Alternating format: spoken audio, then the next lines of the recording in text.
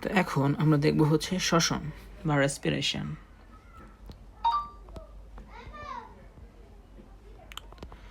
তো শ্বসন, তো আমরা জানি যে শ্বসন হচ্ছে যে প্রক্রিয়ায় জটিল খাদ্যদ্রব্য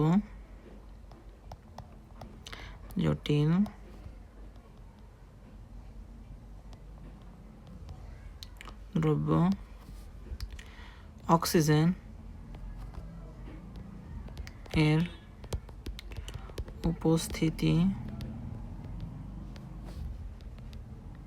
ভেঙে কার্বন ডাইঅক্সাইড, পানি ও শক্তি উৎপন্ন করে।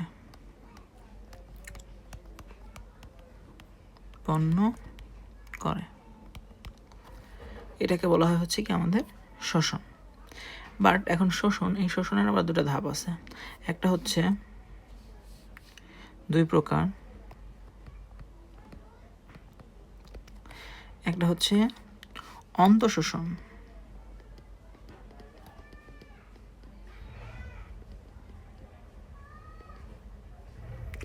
আর একটা হচ্ছে আমাদের বহিঃশোষণ। অন্তঃশোষণ আর বহিঃশোষণের মধ্যে আমরা আমাদের উদ্ভিদ শারীরতত্ত্ব অধ্যায়ে পড়ব হচ্ছে মূলত অন্তঃশোষণ। বহিঃশোষণটা আমরা পড়ব হচ্ছে প্রাণীবিদ্যা অর্থাৎ জুওলজির 5 নম্বর চ্যাপ্টারে গিয়ে আমরা বহিঃশোষণটা পড়ব।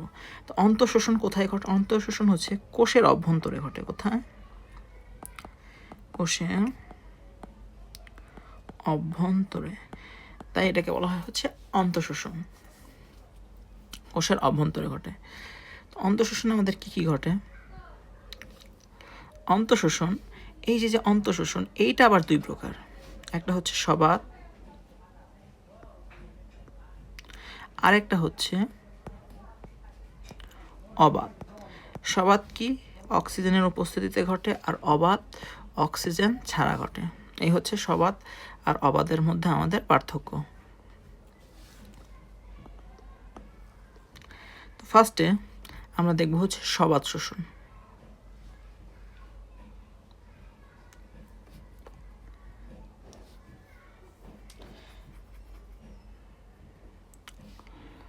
তো সবাত শোষণের আগে আমরা যে জিনিসটা দেখব হচ্ছে শ্বসনের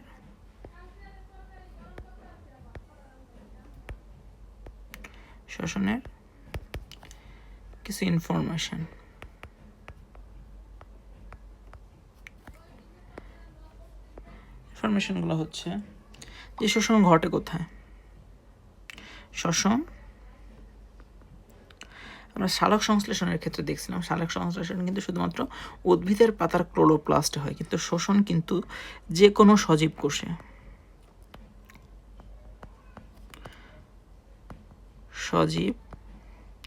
কোষে দিনরাত 24 ঘন্টা হয়, অর্থাৎ দিনরাত 24 ঘন্টাই ঘটে।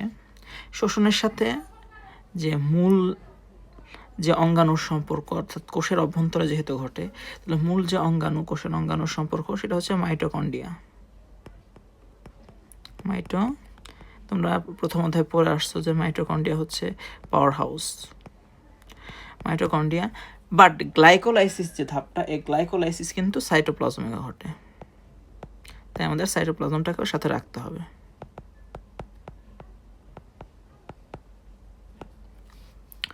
এখন হচ্ছে কি মানে শোষণ ঘটে কিসের? তা আমরা জানি খাদ্যের মোট 6টা উপাদান আছে, তোমরা জুওলজির 3য় অধ্যায় দেখছো। তো এর মধ্যে আমাদের 3টা হচ্ছে শাসনিক বস্তু, অর্থাৎ শোষণ হইতে হয়, আর বাকি যে 3টা আছে অর্থাৎ ভিটামিন, মিনারেলস আর পানি, এই 3টার কিন্তু কোনো শোষণ লাগে না, এটা এমনি হয়ে যায়। তো আমাদের শোষণিক যে বস্তুগুলো, এই বস্তুগুলো হচ্ছে মূলত শর্করা, লিপিড আর প্রোটিন বা আমিষ। এই হচ্ছে কি আমাদের মূল শোষণ বস্তু। এখন শোষণে কি উৎপন্ন হয়?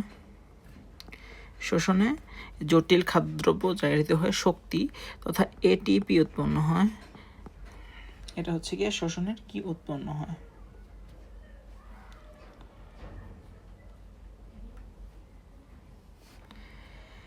তো এই হচ্ছে কি আমাদের মোটামুটি শোষণের বেসিক জিনিস। তো এখন আমরা চলে যাব যে শোষণের ধাপ। শোষণের ধাপ সমূহ তো আমরা পাশেই দেখে ফেলি। শোষণের ধাপ তো ফার্স্ট যে ধাপ, এই ধাপটা হচ্ছে গ্লাইকোলাইসিস।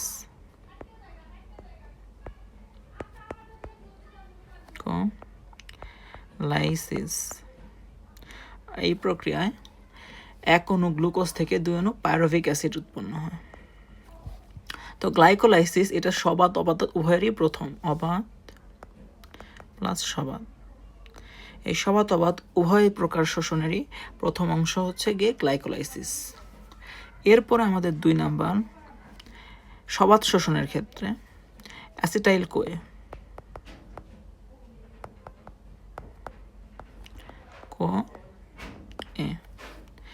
এরপরে 3 নম্বরে আমাদের সবাদের ক্ষেত্রে আছে হচ্ছে গিয়ে আমাদের ক্রেবস চক্র।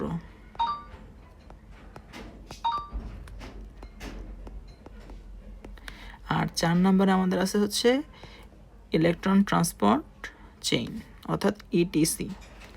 এই হচ্ছে গিয়ে আমাদের সবাত শোষণের। আর অবাত শোষণের ক্ষেত্রে আমাদের হচ্ছে এই যে গ্লাইকোলাইসিস অ্যান্ড গ্লাইকোলাইসিসের পরেই অবাতের ক্ষেত্রে গ্লাইকোলাইসিসের পরে হচ্ছে পাইরুভিক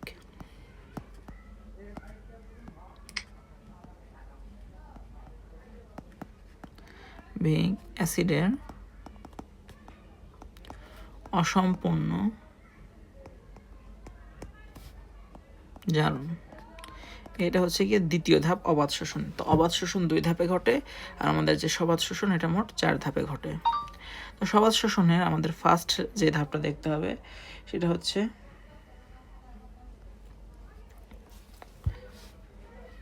সবাত শোষণের বেশ কিছু ইনফো।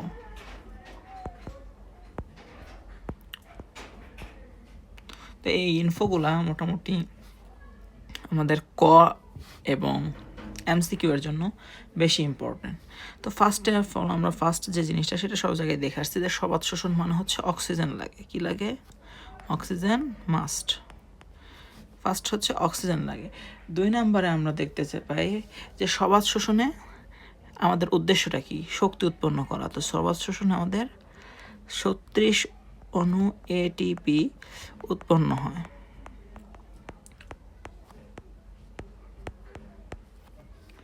সবাত শোষণের আমরা আগেই বললাম যে গ্লাইকোলাইসিস ঘটে হচ্ছে গিয়ে সাইটোপ্লাজমে, আর বাকি যা আছে সব মাইটোকন্ড্রিয়ায় ঘটে। তো কোথায় কোনটা ঘটে এটা আমরা যখন এগুলো বিস্তারিত পড়ব ওই সময় দেখব যে কোথায় কোনটা ঘটে। এখন আপাতত আমাদের আর হচ্ছে কিসে ঘটে সবাত শোষণ, এটা একটা ইম্পর্টেন্ট জিনিস। যে দেখা যায় যে আমাদের যে ব্যাকটেরিয়া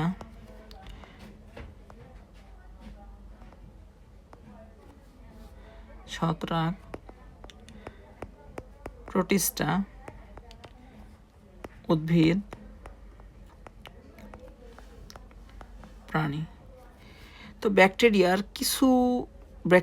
সবাত শোষণ ঘটে, আবার কিছু আছে অবাত শোষণও ঘটে। তো সবাত শোষণ ব্যাকটেরিয়া মোটামুটি ঘটে, আর বাকি যাদের আছে এদেরও, আর উন্নত যে প্রাণীগুলো আছে এদের কিন্তু টোটালি শুধু সবাত শোষণই ঘটে। তবে কিছু ক্ষেত্রে অক্সিজেনের স্বল্পতা হলে দেখা যায় কিছু কিছু কোষ অবাত শোষণ করে, বাট ওটা আমাদের মেজর না, ওগুলো মাইনর ব্যাপার। আমাদের হচ্ছে মোটামুটি সব জীবেই কম বেশি সবাত শোষণ হয়ে থাকে। তবে কিছু ব্যাকটেরিয়া আছে যেগুলো অক্সিজেনের উপস্থিতিতে বাঁচতেই পারে না, ওদের কিন্তু আবার সবাত শোষণ হয় না। ব্যাকটেরিয়ার ব্যাপারে একটু ভিন্নতা আছে।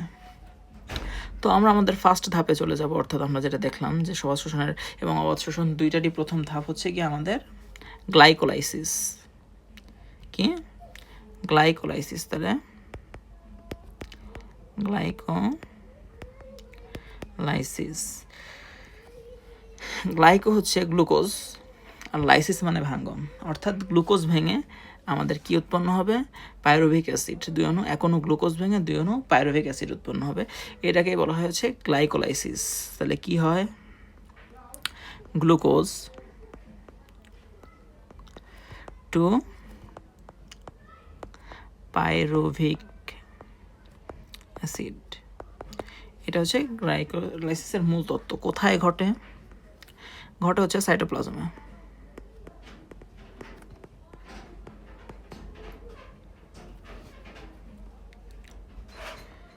এটা আমাদের জারিত হয়। কোন বস্তু জারিত হয়? আমরা গ্লুকোজ জারিত হয় এবং পাইরুভিক অ্যাসিড উৎপন্ন হয়। এটা জারিত, এটা উৎপন্ন হয়।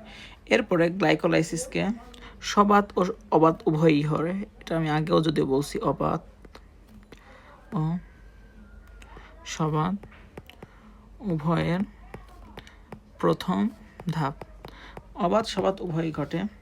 আর এটার নাম হচ্ছে, অন্য একটা নাম আছে, সেটা হচ্ছে EMP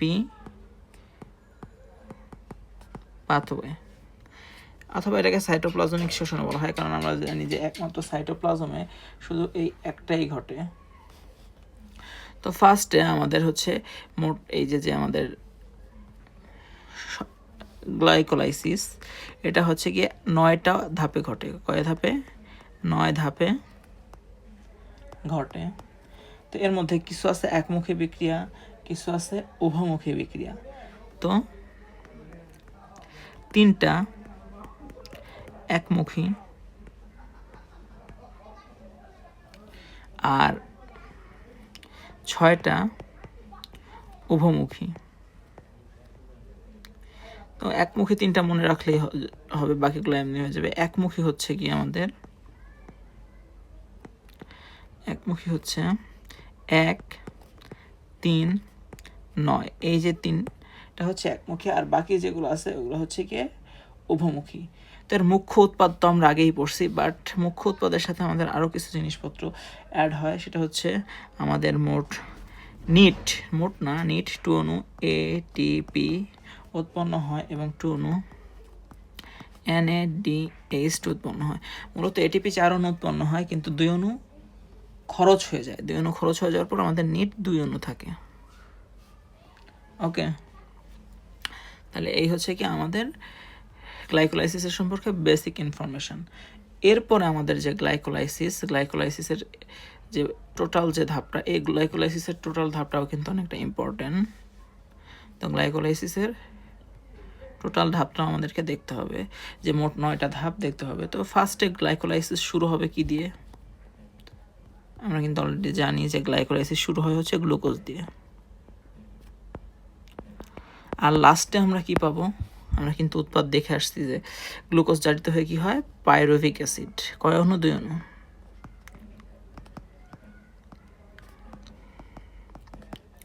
তাহলে আমাদের কিন্তু 2 ধাপ শেষ অলরেডি, অর্থাৎ ফার্স্ট ধাপ এবং লাস্ট ধাপ আমরা শেষ। তো গ্লুকোজ থেকে আমাদের উৎপন্ন হবে হচ্ছে ফার্স্ট ধাপে, গ্লুকোজ থেকে উৎপন্ন হবে হচ্ছে গ্লুকোজ 6-ফসফেট। গ্লুকোজ 6-ফসফেট উৎপন্ন হবে। দেন গ্লুকোজ থেকে আমরা এটার আইসোমার বা সমাণু তৈরি করব হচ্ছে ফ্রুক্টোজ। ফ্রুক্টোজ 6-ফসফেট। তাহলে দেখো আমাদের কিন্তু 9টা ধাপের মধ্যে 4টা ধাপ অলরেডি হয়ে গেল। Glucose six phosphate, fructose six phosphate. এরপরে আমরা যেটা করব, যে ফ্রুক্টোজ বিসফসফেট, অর্থাৎ 2টা ফসফেট যুক্ত করব। তাহলে হবে ফ্রুক্টোজ 1,6 বিসফসফেট বা 2টা ফসফেট বিসফেট। এই যে ফ্রুক্টোজ 1,6 বিসফসফেট, এটা ফ্রুক্টোজ 1,6 বিসফসফেট, এটা ভেঙে গিয়ে উৎপন্ন হবে হচ্ছে 2টা পদার্থ, একটা অ্যালডিহাইড এবং আরেকটা কিটোন। একটা কি? অ্যালডিহাইড, একটা কিটোন। 3 অণুর, যেহেতু এগুলো 6 অণুর, আমরা জানি গ্লুকোজ 6 কার্বনের, 6 অণু না 6 কার্বনের, তো 3 অণুর 2টা উপাদান তৈরি হবে। কি এখান থেকে আমরা আর ভিন্ন কালি ইউজ করি, এটা হবে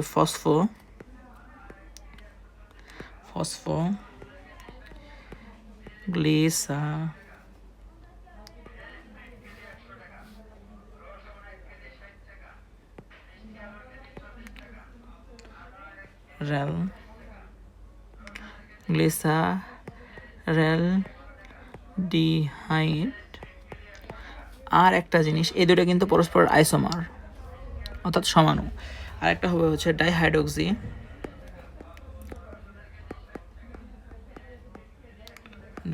অ্যাসিটন ফসফেট।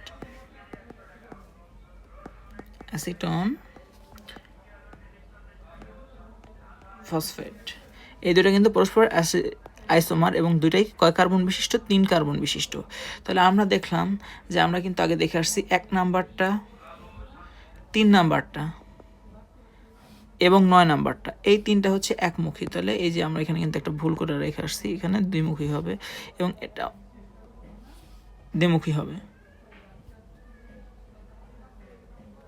তাহলে ফসফোগ্লিসারেলডিহাইড এবং ডাইহাইড্রোক্সি অ্যাসিটন ফসফেট। এরপরে আমাদের যেটা হবে সেটা হচ্ছে এই যে অ্যালডিহাইড, এই অ্যালডিহাইড থেকে অর্থাৎ ফসফোগ্লিসারেলডিহাইড, এটার সাথে আমরা আবার ফসফেট যুক্ত করব। কি এটা দুইটার সাথে 2টা ফসফেট ভাগ হয়ে যাবে, এটা থাকবে 3-তে, এটারও থাকবে হচ্ছে ক্রিটোনেটটা আমাদের ইম্পর্টেন্ট না, আমাদের অ্যালডিহাইডেরটা ইম্পর্টেন্ট, এটা থাকবে 3-তে 3 ফসফোগ্লিসারেলডিহাইড। এটার সাথে আমরা আবার আরেকটা ফসফেট যুক্ত করব, তাহলে হবে হচ্ছে 1,3-bis ফসফোগ্লিসারেল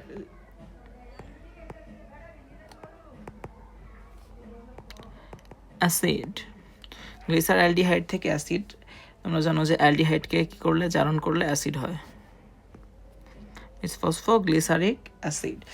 এরপরে আমরা এটা থেকে একটা অপসারণ করব, কি ফসফেট অপসারণ করব। তো ফসফেট অপসারণ করলে আমাদের আসবে 3 ফসফোগ্লিসারিক অ্যাসিড।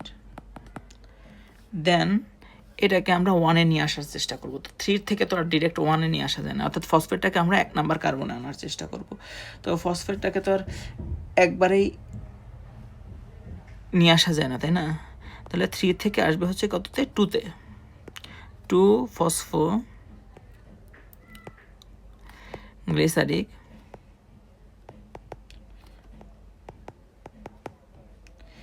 দেন এখান থেকে আমরা একটা এখনো কি বের করে দেবো? পানি বের করে দেবো। কি বের করব? এখনো পানি বের হয়ে যাবে। তো এখনো পানি বের হয়ে গেলে থাকবে হচ্ছে ফসফোইনল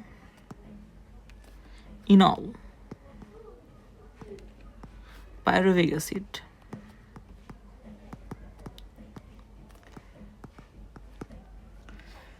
এরপরে লাস্ট ধাপে কি হবে সেটা তো আমরা আগেই বের করে রেখে আসছি, এটা কিন্তু 1 ধাপে হবে। এটা ফসফোইনল পাইরুভিক অ্যাসিড থেকে হয়ে যাবে কি? Pyruvic acid. ওকে, তো এখন ফার্স্টে আমাদের যে এনজাইমটা লাগবে সেটাকে বলা হয় হচ্ছে হেক্সাকাইনেজ। কি? হেক্সাকাইনেজ। তো হেক্সাকাইনেজে আমাদের কি উৎপন্ন হবে? আমি বলছিলাম না যে 4 অণু এটিপি উৎপন্ন হয়, 2 অণু এটিপি খরচ হয়ে যায়। এই যে ফার্স্টে এই হেক্সাকাইনেজ দিয়ে যখন গ্লুকোজের সাথে ফসফেট অ্যাড করতে যাব, তখন আমাদের 1 অণু এটিপি ভেঙে শক্তি আর এডিপি আর ফসফেট উৎপন্ন হবে। ওকে, এখানে আমাদের হেল্প করে হচ্ছে ম্যাগনেসিয়াম 2+ আয়ন। এরপরে 2 নম্বরে আমাদের কি লাগবে? আমাদের হচ্ছে এখান থেকে আমরা কি করছি? গ্লুকোজকে সমানও করছি। তাহলে কি করছি? যেহেতু ফসফেট আছে, গ্লুকো, আর কি কাজ করছি? আইসোমার তৈরি করছি। তাহলে নাম হচ্ছে আইসোমারেজ। শেষ। এরপরে আমাদের 3 নাম্বার হচ্ছে কি, আমরা কি করছি? 3 নাম্বারে তোমরা দেখবে আবার আমরা কি করছি? ফসফেট অ্যাড করছি। তাহলে যেহেতু আগে একটা ফসফেট ছিল, তাহলে এবার কিন্তু আর গ্লুকো না, ফ্রুক্টোজ যেহেতু, তাহলে আমরা কি করব, ফ্রুক্টো। আর কয়টা ফ্রুক্টো। আর আমরা দেখছি যে যখন করতে হয়, ফসফেট অ্যাড করতে হয়, যে এনজাইমটা লাগে সেটা হচ্ছে কাইনেজ। তাহলে ফসফোফ্রুক্টো কাইনেজ, যেহেতু আমরা কি অ্যাড করছি, ফসফেট অ্যাড করছি, তাহলে কাইনেজ। এইখানে আমাদের কি হবে, এইখানে আমাদের আবার খরচ হবে কি, এটিপি। এটিপি খরচ হয়ে এটিপি আর অজৈব ফসফেট, এইখানে আমাদের কি লাগবে, Mg++। এরপরে আমরা দেখতেছি কি, এটা ভেঙে কি করছি, একটা অ্যালডিহাইড এবং একটা কিটন তৈরি করছি, তাই না? এই অ্যালডিহাইড এবং কিটন যেহেতু তৈরি করছি, তো এখানে যে এনজাইম সেটা আমাদের লাগে কোনটা, অ্যালডিহাইড, তাহলে এটার নাম হচ্ছে অ্যালডোলোজ।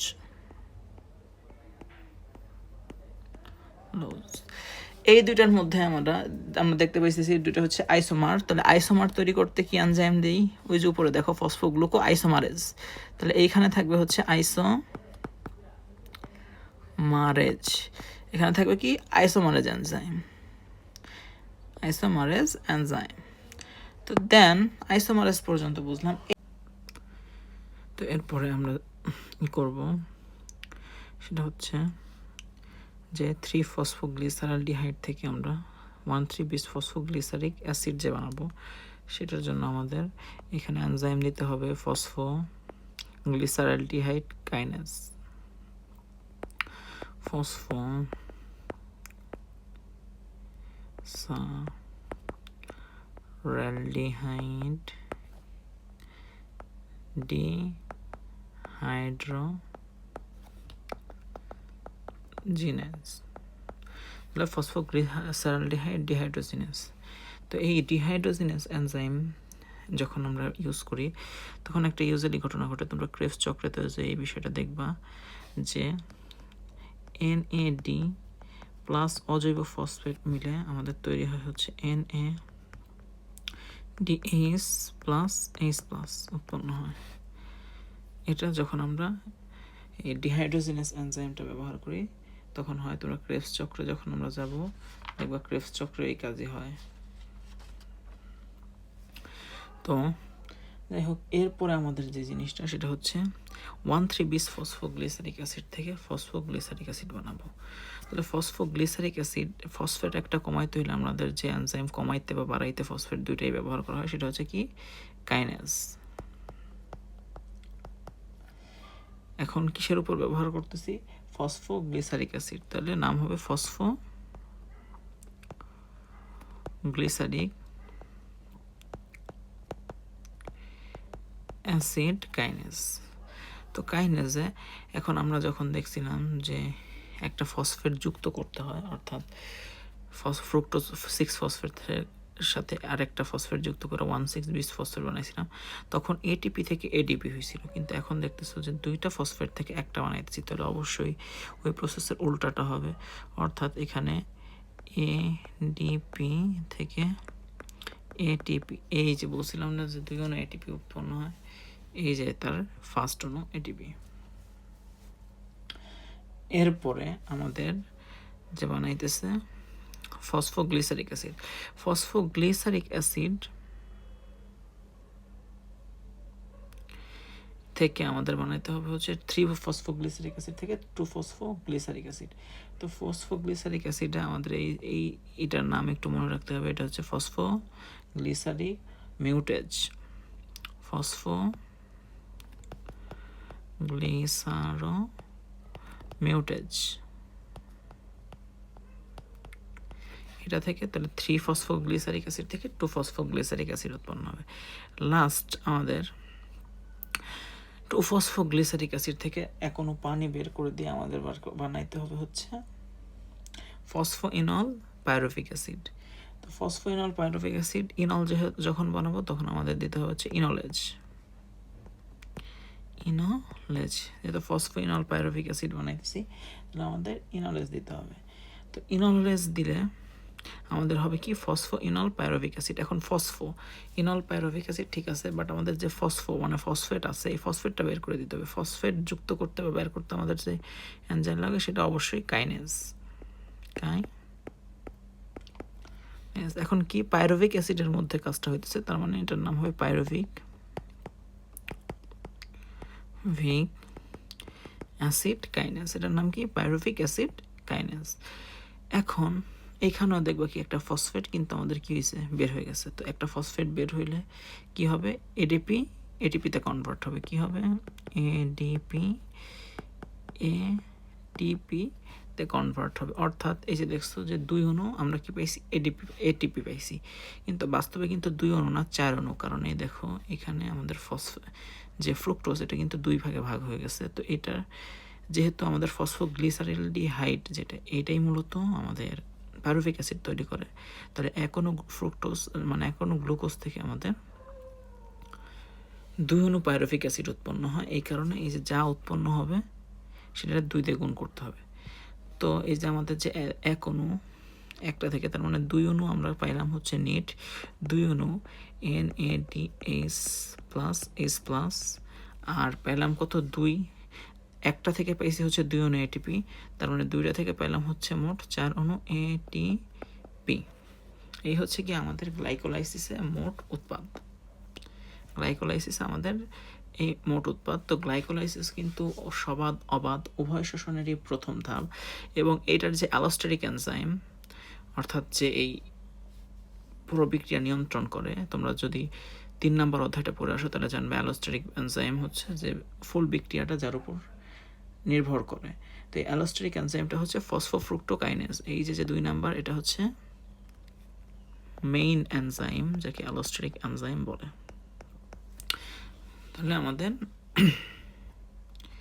যে গ্লাইকোলাইসিসের মোটামুটি সব টপিক আমাদের শেষ। আর একটা জিনিস জানো, এই যে যতগুলো আমরা এনজাইম দেখলাম এই প্রতিটা এনজাইমই কিন্তু পানিতে দ্রবণীয়। সব, আচ্ছা অন্য কালার দিয়ে করি, সব এনজাইম পানিতে দ্রবণীয়। তাহলে গ্লাইকোলাইসিসের যতগুলো এনজাইম আছে তার প্রতিটা এনজাইমই কি পানিতে দ্রবণীয়। তাহলে এই হচ্ছে কি আমাদের মোটামুটি গ্লাইকোলাইসিস শেষ, মানে গ্লুকোজ ভেঙে আমরা 2 অণু পাইরুভিক অ্যাসিড পেয়ে গেছি। এরপরে আমরা যাব হচ্ছে এর যে দ্বিতীয় অর্থাৎ শোষণের দ্বিতীয় ধাপ, সবাত শোষণের দ্বিতীয় ধাপ। অবাত শোষণ মোট ধাপে 2টা, সবাত শোষণের দ্বিতীয় ধাপ যেটাকে বলা হয় হচ্ছে অ্যাসিটাইল কোয়ে। কি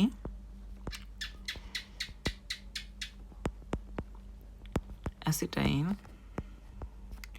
কোয়ে।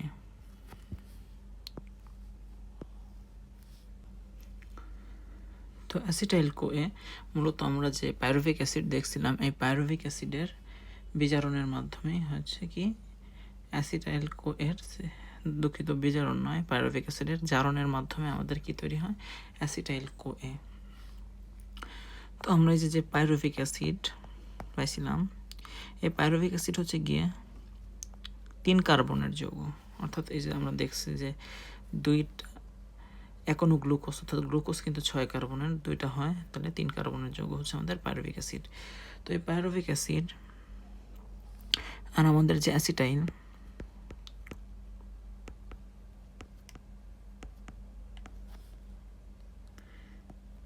কোয়ে, এই অ্যাসিটাইল কোয়ে কিন্তু মূলত 2 কার্বনের যৌগ।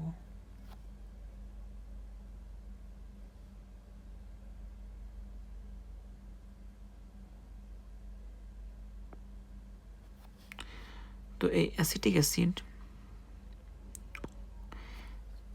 পাইরুভিক অ্যাসিড জারণের মাধ্যমে ফার্স্টে অ্যাসিটিক অ্যাসিড তৈরি হয়, এবং অ্যাসিটিক অ্যাসিডের সাথে আমাদের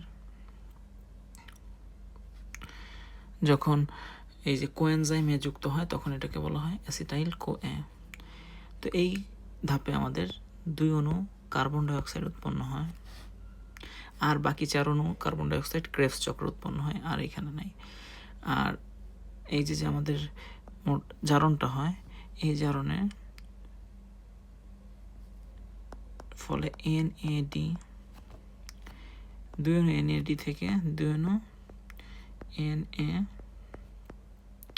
ডিএইচ প্লাস এইচ প্লাস উৎপন্ন হয়। এই হচ্ছে কি আমাদের উৎপাদ, মোট অ্যাসিটাইল কোএ। তো অ্যাসিটাইল কোএ এটা ঘটে হচ্ছে মাইটোকন্ড্রিয়ায়, মাইটোকন্ড্রিয়ার মূলত ম্যাট্রিক্সে ঘটে। কিসে?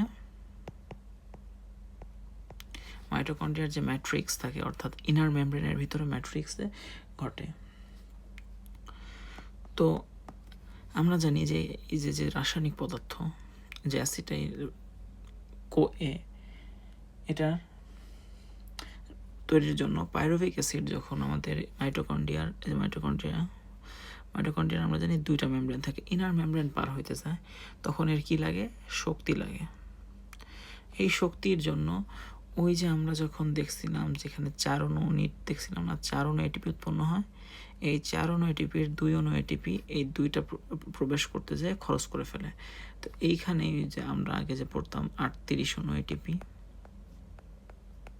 সেখান থেকে এই দুইটা খরচ বাদ দিলে হয় হচ্ছে 36 অণু এটিপি। ওকে, তাহলে কি খরচ হয়? 280 খরচ। আর একটা আয়নের বিনিময়ে প্রবেশ করে, ওই আয়নটা হচ্ছে হাইড্রোক্সিল আয়ন। কি আয়ন? বিনিময়ে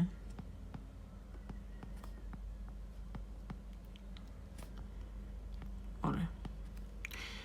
এই যে এটা, আর এই বিক্রিয়াটা মূলত হচ্ছে, দেখবা এই বিক্রিয়ার কিন্তু তেমন একটা সিগনিফিকেন্ট, নিজস্ব সিগনিফিকেন্ট কম, কিন্তু এটা এই যে আমাদের যে গ্লাইকোলাইসিস এবং ক্রেবস চক্র, এরপর আমরা যদি দেখবো ক্রেবস চক্র, এই ক্রেবস চক্রের মধ্যে লিঙ্ক তৈরি করে, এই কারণে একে লিঙ্কিং রিয়াকশন বলে। কি বলে?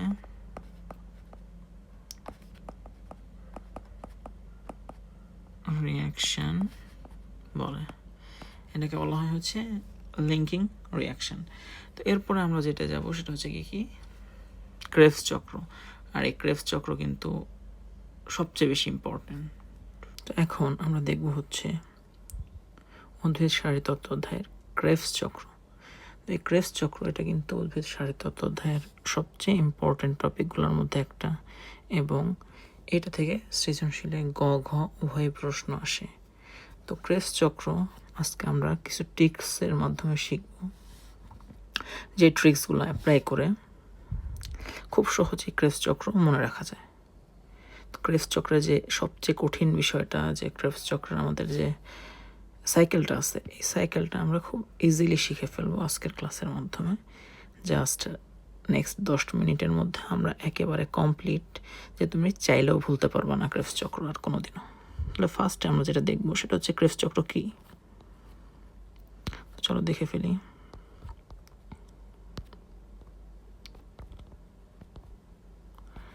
ক্রেবস চক্র এর আবার কিছু নাম আছে।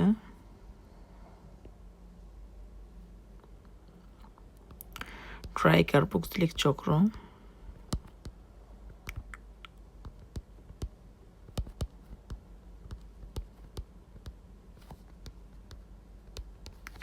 বা সাইট্রিক অ্যাসিড চক্র।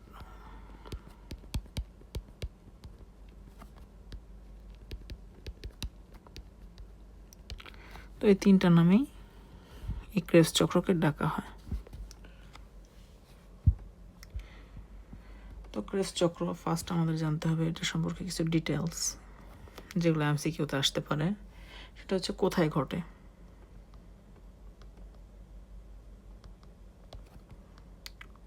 তো এটা মোটামুটি আমাদের সবারই জানা জিনিস, যে ঘটে হচ্ছে মাইটোকন্ড্রিয়া বা পাওয়ার হাউসে। এটা ফার্স্ট চ্যাপ্টার থেকে শুরু করে সব জায়গায় আছে।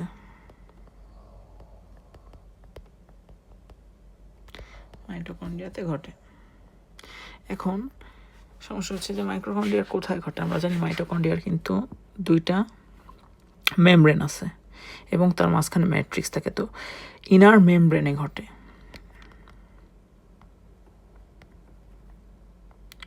ইনার মেমব্রেন, তো মাইটোকন্ড্রিয়ার যে ইনার মেমব্রেনটা আছে ওইটাই ঘটে। তো প্রশ্ন যদি কঠিন করতে চায় তাহলে কিন্তু দিয়ে দিতে পারে যে কোন মেমব্রেনে ঘটে, কারণ মাইটোকন্ড্রিয়ায় ঘটে এটা আমরা সবাই জানি।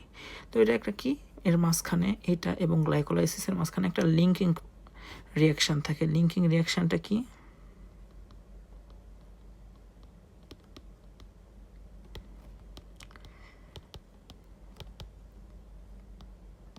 তো লিঙ্কিং যে রিয়াকশানটা থাকে সেটা হচ্ছে অ্যাসিটাইল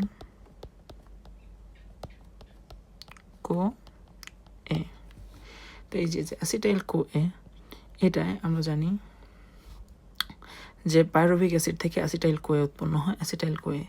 তো এই অ্যাসিটাইল কোয়েই হচ্ছে গিয়ে ক্রেবস চক্রে প্রবেশ করে এবং এটার স্থায়ী পদার্থ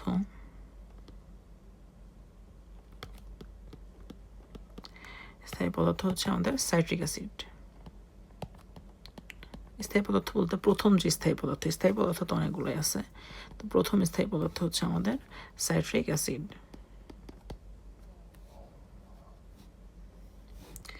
এরপরে আমাদের যেটা দেখতে হবে যে এটার অ্যালোস্টেরিক এনজাইম কোনটা।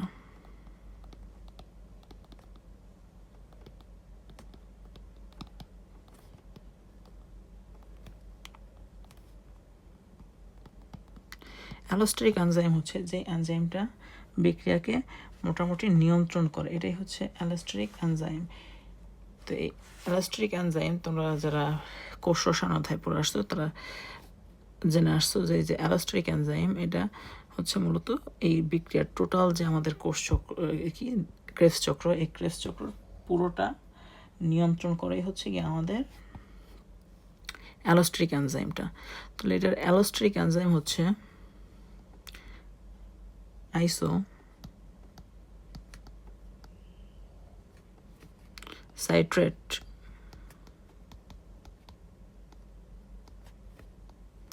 ডিহাইড্রোজিনাস।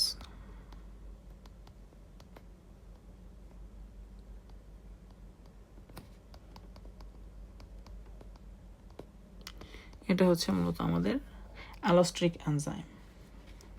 তার যে এনজাইমটা আমাদের কি করে ওটা পুরো ক্রেবস চক্রটা নিয়ন্ত্রণ করে। তো ক্রেবস চক্রে আমাদের কি হয়,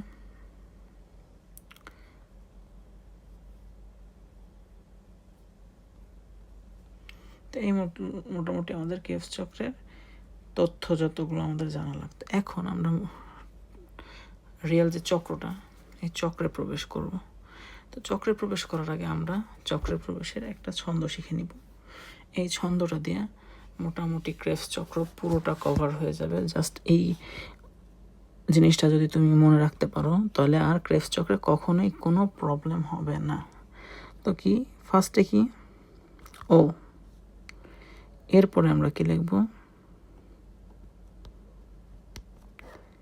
সাইজি, এরপরে লিখব আইসো,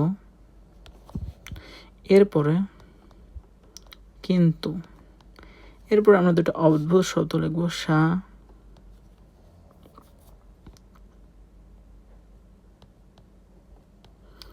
হিদ,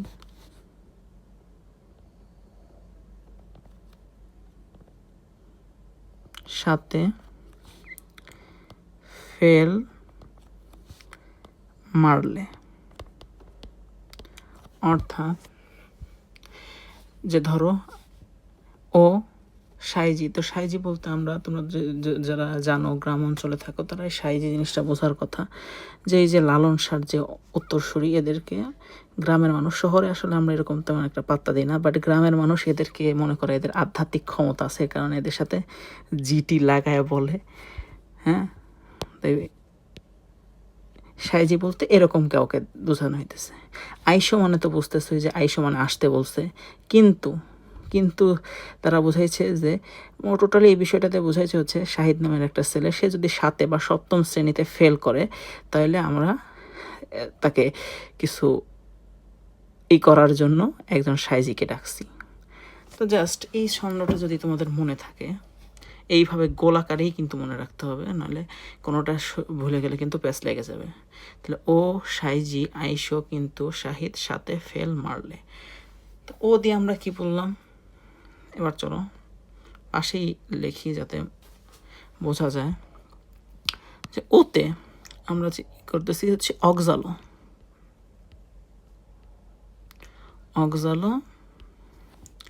অ্যাসিটিক অ্যাসিড। সাইতে একটা জিনিসই হইতে পারে, কি বলতো? আচ্ছা একটু গোল করে লিখি, তাহলে রাউন্ড শেপ দিলে ভালো দেখা যাবে।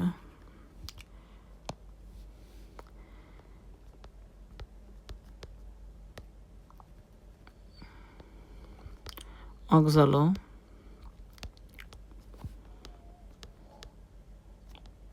Acetic acid. ওতে আমাদের অক্সালো অ্যাসিটিক অ্যাসিড, যদিও ও আর ওই অ একটু ম্যাচ করে নিতে হবে, কারণ সব কিছু তো আর ভাই মিলানো যায় না। এখন সাইজিতে আমরা কি, সাইজিতে বোঝাই যাইতেছে চক্রের নাম সাইট্রিক অ্যাসিড চক্র, তার মানে সাইজিতে অবশ্যই সাইট্রিক অ্যাসিডই হবে। Trick acid. এরপরে আমাদের আইসোতে দিয়ে আমরা কি বলতে পারি, সেটা হচ্ছে আইসো সাইট্রিক অ্যাসিড।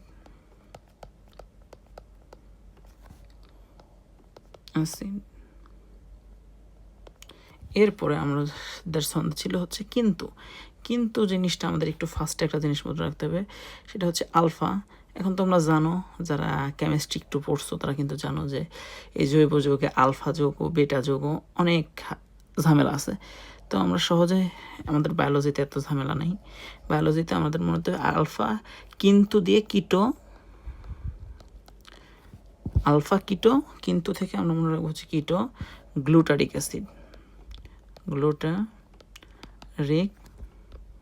অ্যাসিড এরপরে আমাদের শাহিদ দিয়ে আমরা কি মনে রাখবো, সাকসিনাইল কোএ। কি সাকসিনাইল কো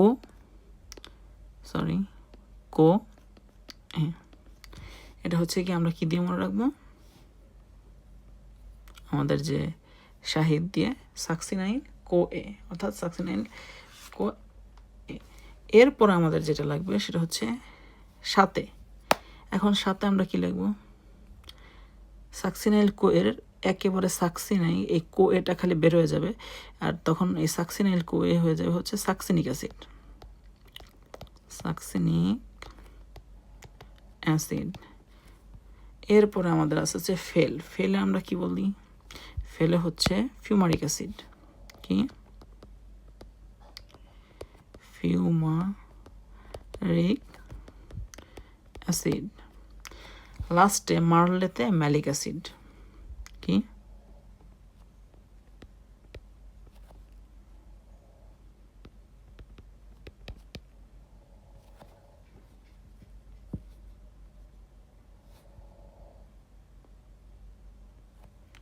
এই হচ্ছে গিয়ে আমাদের মোট যে ইনগ্রিডিয়েন্টগুলো যাবে এবং যা আসবে টোটাল রেজাল্টে, এই হচ্ছে কি আমাদের ফুল ডায়াগ্রাম। এখন আমাদের যে জিনিসটা লাগবে, যে এই যে আমাদের আমরা দেখলাম যে গ্লুকোজ থেকে পাইরুভিক অ্যাসিড থেকে আমাদের কি আসলো, অ্যাসিটাইল কোএ কোনটার সাথে যুক্ত হবে। তো আমরা কিন্তু ফার্স্টেই দেখে নিছি যে আমাদের কি প্রথম স্থায়ী পদার্থ সাইট্রিক অ্যাসিড। এখন স্থায়ী পদার্থ যদি সাইট্রিক অ্যাসিড হয়, তাহলে অবশ্যই সাইট্রিক অ্যাসিডের সাথে বিক্রিয়া হচ্ছে না, মানে অ্যাসিটাইল কোএ সাইট্রিক অ্যাসিডের সাথে যুক্ত হবে না। তাহলে কার সাথে যুক্ত হবে, অ্যাসিটাইল কোএ যুক্ত হবে হচ্ছে অক্সালো অ্যাসিটিক অ্যাসিডের সাথে। এই অক্সালো অ্যাসিটিক অ্যাসিডের সাথে অ্যাসিটাইল কোএ যুক্ত হয়ে আমাদের যে এটা তৈরি হবে সেটাই হচ্ছে কি সাইট্রিক অ্যাসিড। তাহলে কি TYL অ্যাসিটাইল কোএ, এখানে বের হয়ে যাবে হচ্ছে কি আমাদের যে কোএনজাইম এটা ছিল কোএ, এই কো বের হয়ে যাবে। আর এরপরে আমাদের যে জিনিসটা আছে সেটা হচ্ছে যে আমাদের এই বিক্রিয়াগুলোতে তোমরা পাইরুভিক অ্যাসিডের বিজারণও দেখছো যে একমুখী বিক্রিয়া এবং দ্বিমুখী। তো এখানে আমাদের ফার্স্টে সবগুলোকে আমরা একটা করে তীর চিহ্ন, অর্থাৎ একমুখী তো হবেই। এখন এর মধ্যে আমাদের যে দুইমুখী বিক্রিয়া অর্থাৎ উভয়ের দিকে যাবে, এই বিক্রিয়াগুলো আমাদেরকে একটু মনে রাখতে হবে।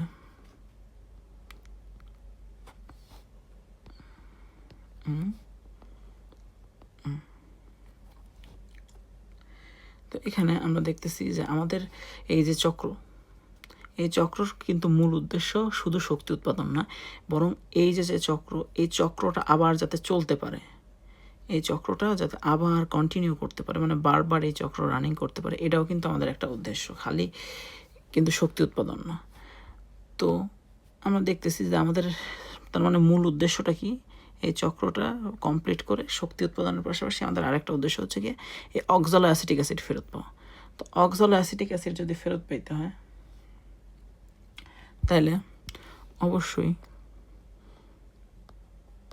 যে আমাদের লাস্টের ধাপটা, এই ধাপটা কি হইতে হবে, দ্বিমুখী। এরপরে মনে রাখবা যে লাস্টের যে তিনটা ধাপ, অর্থাৎ সাকসিনিক অ্যাসিড থেকে ফিউমারিক অ্যাসিড, ফিউমারিক থেকে ম্যালিক অ্যাসিড এবং ম্যালিক থেকে অক্সালো অ্যাসিটিক অ্যাসিড, এই যে তিনটা ধাপ, এই তিনটা ধাপ তিনটাই হচ্ছে দ্বিমুখী। আর একটা ধাপ আছে আমাদের দ্বিমুখী, সেটা হচ্ছে সাইট্রিক অ্যাসিড থেকে যখন আইসোসাইট্রিক অ্যাসিড হয়, এই যে ধাপটা, এই ধাপটা হচ্ছে আমাদের কি দ্বিমুখী। অর্থাৎ দ্বিমুখী উল্টা দিকে হবে, অর্থাৎ যে 2 নাম্বার ধাপটা এবং লাস্টের 3টা ধাপ, এই মোট 4টা ধাপ হচ্ছে আমাদের কি দ্বিমুখী। এখন আসো আমাদের আরেকটা ইম্পর্টেন্ট জিনিস, সেটা হচ্ছে কি আমাদের যে কি এনজাইমগুলো লাগবে। তো ফার্স্টে আমরা দেখব হচ্ছে অ্যালোস্টেরিক এনজাইম, মানে যেটা মূলত নিয়ন্ত্রণ করে, এটার নাম হচ্ছে আইসোসাইটো ডিহাইড্রোজিনেস। তো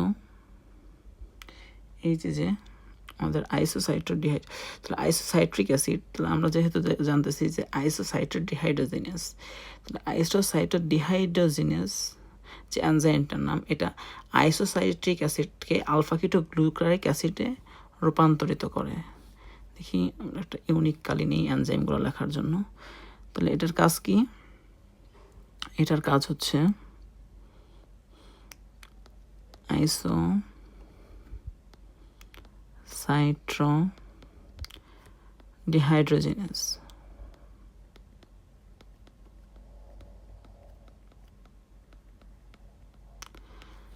ফার্স্ট এটা হচ্ছে আমাদের অ্যালোস্টেরিক এনজাইম, অর্থাৎ এই পুরো যে বিক্রিয়াটা আছে, এই পুরো বিক্রিয়াটা নিয়ন্ত্রণ করে হচ্ছে এই এনজাইম আইসোসাইটো ডিহাইড্রোজিনেস। এটা হচ্ছে আইসোসাইট্রিক অ্যাসিড থেকে আলফা কিটো গ্লুটারিক অ্যাসিডে রূপান্তরিত করে।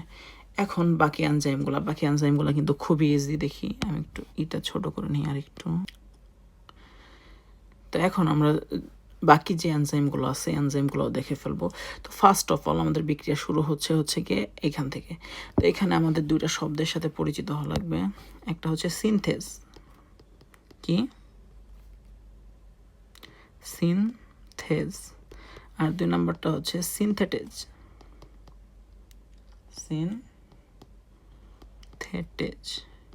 তো সিনথেস যেটার মানে হচ্ছে যা তৈরি হয়, আর সিনথেটেজ মানে হচ্ছে যেটা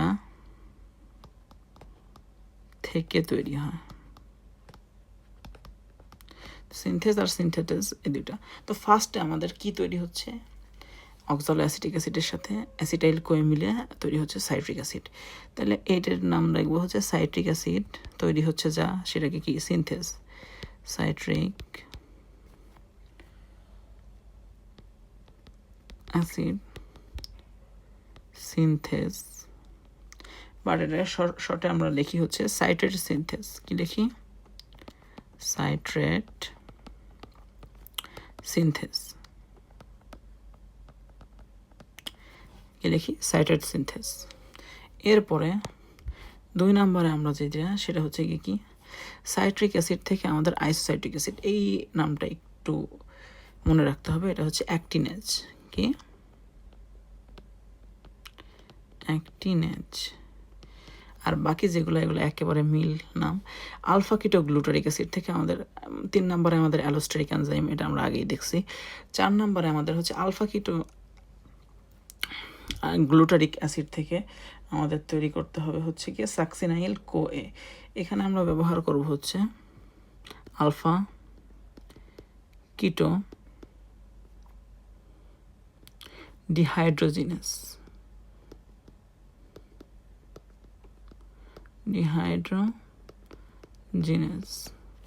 বের করবো আলফা কিটো ডিহাইড্রোজিনেস।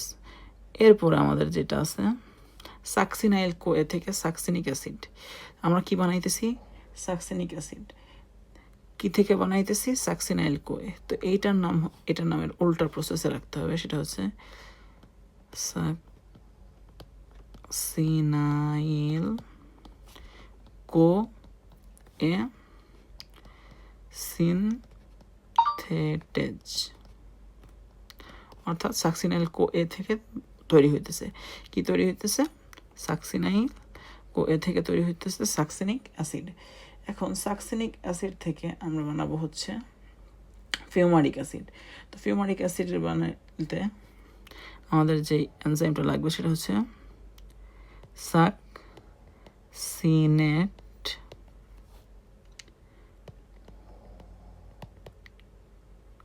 Dehydrogenase, succinate dehydrogenase.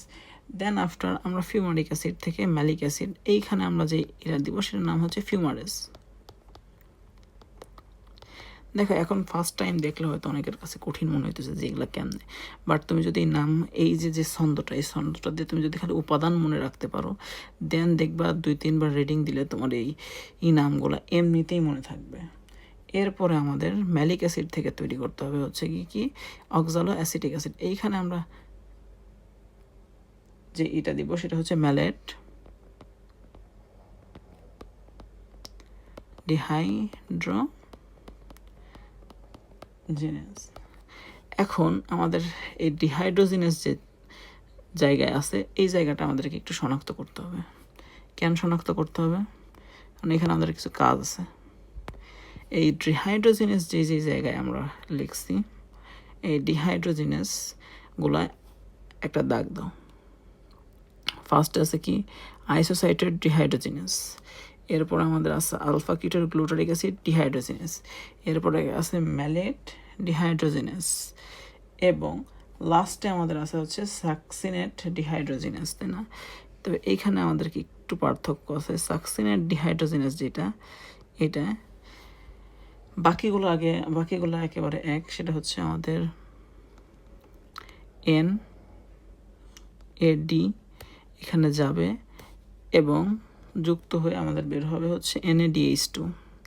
এখন NADH2 আসলে শুদ্ধ না, জিনিসটা হচ্ছে NADH প্লাস H প্লাস, কিন্তু আমরা লেখার সুবিধার্থে NADH2 লিখি। NADH2 এইখানেও আমাদের NADH2। বাট এই যে আমাদের সাকসিনেট ডিহাইড্রোজিনেস, দুঃখিত সাকসিনেট ডিহাইড্রোজিনেস, এইখানে কিন্তু আমাদের FAD, ওই যে তোমরা হিসাবের সময় আগেই অনেকে পড়ছো যে FAD তৈরি হয়। এই FADH2 এইটা তৈরি হয় হচ্ছে এই সাকসিনেট ডিহাইড্রোজিনেসের প্রভাবে আমাদের তৈরি হয়। তো আমরা এখন যে দেখলাম যে একজন সাই আসতেছে, তাই না? একজন সাই আসতেছে আমরা দেখছি না? তো তোমরা জেনে থাকবা যে এই যে বাউল, সাই, এই ভণ্ডরা, এরা কিন্তু প্রচুর পরিমাণে গাঁজা টানে। তো তুমি যখন এর আসতে বললা, এই বলার সাথে সাথেই সে মনে করো টানা শুরু করে দিছে। এখন টানলে কি হবে? অবশ্যই কার্বন ডাইঅক্সাইড উৎপন্ন হবে, তাই না? তাহলে এই আইসো বলার সাথে সাথে যখন সে গঞ্জিকা সেবন করতেছে, তখনই কি বের হয়েছে? Carbon dioxide. কি বের হয়েছে? Carbon dioxide. এই যে হচ্ছে আমাদের ফার্স্ট কার্বন ডাইঅক্সাইড। কিন্তু তুমি এই যে টোটাল সাইকেল তোমরা কিন্তু আগের দেখে আসছো, অ্যাসিটাইল কোএ চক্রে দেখে আসছো, অ্যাসিটাইল কোয়ে দেখে আসছো যে অ্যাসিটাইল কোয়ে কিন্তু দুইটা হয়। তাহলে এই যেই গোটা সাইকেলটা, এই গোটা সাইকেলটা কিন্তু আমাদের 2 দিয়ে গুণ করতে হবে। তো কার্বন ডাইঅক্সাইডের সব কিছুই আমাদের কি 2 দিয়ে গুণ করতে হবে। এরপরে এটার পরপরেই আরেকটা, যেটা এখন তোমার পাওয়ার তো আছেই, তাই না? তুমি আইসো যখন বলছো তখন তার পাওয়ার তো আর কমান না, তাই না? যখন আসতে বলছো এই ভণ্ডরে, তখন তার পাওয়ার কম না, তাই সে এর পরেরটাও একই কাজ করতেছে। তো কার্বন ডাইঅক্সাইডের 2 এই কারণে ইন্টু 2 দিয়ে দিলাম। অ্যান্ড লাস্টে আমাদের আরেকটা যে জিনিসটা আছে সেটা হচ্ছে যে এই যে সাকসিনাইল কোয়ে থেকে আমাদের কি তৈরি হয়, সাকসিনিক অ্যাসিড। তখন অ্যাসিটাইল এই যে কোয়ে, এই কোয়েটা আলাদা হয়ে যায়। তো এই কোয়ে আলাদা হওয়ার সময় আমাদের একটা এডিপি এর সাথে ফসফেট যুক্ত হয়ে এটিপি উৎপন্ন করে, তো এই যে এটিপি উৎপন্ন করে এটাও কিন্তু 2 গুণ উৎপন্ন হয়, কারণ টোটালি পুরো সাইকেলটাই কিন্তু 2 বার চলে, অর্থাৎ 2টা অ্যাসিটাইল কোয়ের 2 বার চলে। তাহলে এটিপি এটাও 2 গুণ। তাহলে এখন মোটামুটি আমাদের যত উপাদান ছিল সব শেষ। এখন জাস্ট আমরা ইটিসিতে কী পরিমাণ শক্তি পাবো এটা আমরা একটু গণনা করব। তো আমরা ফার্স্টে পাইতেছি NADH প্লাস H প্লাস। এটা কয়টা পাইতেছো? আমরা দেখতেছি যে 1টা 2টা 3টা, কিন্তু 3টা কিন্তু রিয়েল হিসাব না, কারণ চক্র 2 বার যেহেতু আমাদের এক অণু গ্লুকোজ থেকে 2 অণু অ্যাসিটাইল কোয়ে উৎপন্ন হয়, সেই 2 অণুতে 2 বার কিন্তু চক্রটা চলবে। তাই আমাদের এই যে NADH প্লাস H প্লাস থেকে শুরু করে বাকি যা আছে সব কিছুই কিন্তু 2 বার হবে। তাহলে 2 বার হলে আমরা দ্বিগুণ পাবো। তাহলে 3 × 2 = 6টা। এরপরে আমাদের আছে হচ্ছে একটা পেয়েছি আমরা FADH2। এই FADH2 আমরা পেয়েছি একটা, কিন্তু যেহেতু 2 বার চলবে হোল চক্র, তাহলে আমরা কটা পাবো? 2টা। আর এটিপি আমরা পাইছি একটা দেখতেছি, আর এটা তো আগেই গুণ করে দিছি, তাহলে এটিপিও পেতেছি কি পুরো চক্রের জন্য, এটিপিও পেতেছি আমরা 2টা। তাহলে এই মোট আমাদের একটা ক্রেবস চক্র, এক অণু গ্লুকোজ থেকে ক্রেবস চক্রে পাওয়া মোট শক্তির পরিমাণ। এখন তোমরা মোটামুটি সবাই জানো যে NADH প্লাস থেকে 3 অণু শক্তি পাওয়া যায়, তাহলে 6 × 3 = 3 অণু এটিপি পাইলে 18 অণু। FADH প্লাস থেকে 2 অণু, তাহলে 2 × 2 = 4 অণু। আর এটিপি আমরা পাইতেছি হচ্ছে গিয়ে 2 অণু, এটা 2 অণু। তো টোটাল হিসাব করলে আমাদের মোট শক্তি আসে হচ্ছে 24 অণু এটিপির শক্তি।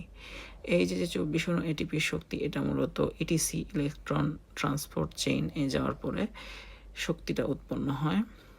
এখন তোমাদের উপর একটা অ্যাডভান্স ইনফরমেশন আছে যে মূলত আমরা যে 3 হিসাব করি 2 হিসাব করি, এগুলো আসলে আধুনিক হিসাব অনুযায়ী ঠিক না। আধুনিক হিসাব অনুযায়ী দেখা যায় যে NADH প্লাস যেটা গ্লাইকোলাইসিসে আমরা পাইছিলাম, ওই গ্লাইকোলাইসিসে পাওয়া যায় হচ্ছে 1.5 এটিপি এক NADH প্লাস H প্লাস থেকে, আর অন্যগুলোয় পাওয়া যায় হচ্ছে 2.5। FADH প্লাস থেকে সবগুলোয় 1.5 পাওয়া যায়, আর আমাদের এটিপি থেকে তো এটিপি। তো এইভাবে হিসাব করলে, অর্থাৎ আধুনিক হিসাব করলে দেখা যায় যে 36 অণু থেকে আমাদের, আগে তো আমরা জানতাম 38, আমরা যখন পড়ছি তখন পড়ছিলাম 38, তোমরা এখন দেখতেছো 36, আর এই আধুনিক হিসাব অনুযায়ী এখন হিসাব করলে দেখা গেছে 30। কতটুকু? 30। তো আমরা যখন নিচের ক্লাসে পড়ে আসছি তখন আমরা পড়ছিলাম হচ্ছে গিয়ে 38 অণু এটিপি পাওয়া যায়, এখন দেখা যাচ্ছে 36 অণু পাওয়া যাইতেছে। তো হয়তো রিসেন্ট কিছুদিন পর আপডেট হয়ে 30 অণু এটিপি পাওয়া যাবে। তো এরপরে আমরা যেটা যাব সেটা হচ্ছে গিয়ে ইটিসি। তো এখন আমরা দেখব হচ্ছে ইটিসি। তো আমরা ইতোমধ্যে সবাদ শোষণের 3টা ধাপ দেখে ফেলছি, কি গ্লাইকোলাইসিস, অ্যাসিটাইল কোয়ে এবং ক্রেবস চক্র। সেখানে আমরা দেখছি গ্লাইকোলাইসিসে আমাদের NADH2A প্লাস এটিপি উৎপন্ন হয়েছে, এবং অ্যাসিটাইল কোয়েতে শুধু NADH প্লাস H প্লাস উৎপন্ন হয়েছে। আর আমাদের যে ক্রেবস চক্র, সেখানে তিনটাই FADH2 NADH+H+ এবং ATP তিনটাই উৎপন্ন হয়েছে। তো এই যে এর মধ্যে ATP যেটা, এটা হচ্ছে সরাসরি শক্তি হিসাবে আমরা ব্যবহার করতে পারি, বাট NADH+H+ এবং FADH2 এই দুইটা কিন্তু আমরা সরাসরি ব্যবহার করতে পারি না। এই দুইটাকে ইউজ করে আমাদের আবার ATP উৎপন্ন করতে হয়। তো যেহেতু ATP উৎপন্ন করতে হয়, সো আমরা যাব হচ্ছে ইলেকট্রন ট্রান্সপোর্ট চেইনে। তো ইলেকট্রন ট্রান্সপোর্ট চেইন, এখানে মাইটোকন্ড্রিয়ার যে ইনার মেমব্রেন, এখানে মূলত ইলেকট্রন ট্রান্সপোর্ট চেইন থাকে। তো ইলেকট্রন ট্রান্সপোর্ট চেইনটা মূলত গঠিত হয় একটা একক প্রোটিন এবং তিনটা মাল্টি প্রোটিনের মধ্যে, অর্থাৎ কিসের মাধ্যমে, চারটা মোট কমপ্লেক্স। এর মধ্যে ফার্স্ট কমপ্লেক্স যেটা, সেটা হচ্ছে NADH ডিহাইড্রোজেনেস,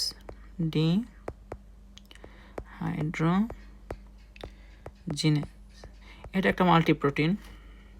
এটা হচ্ছে complex number 1, C1 number complex. এরপর আমাদের 2 নাম্বার কমপ্লেক্স যেটা, সেটা হচ্ছে সাকসিনেট ডিহাইড্রোজেনেস, কি সাকসিনেট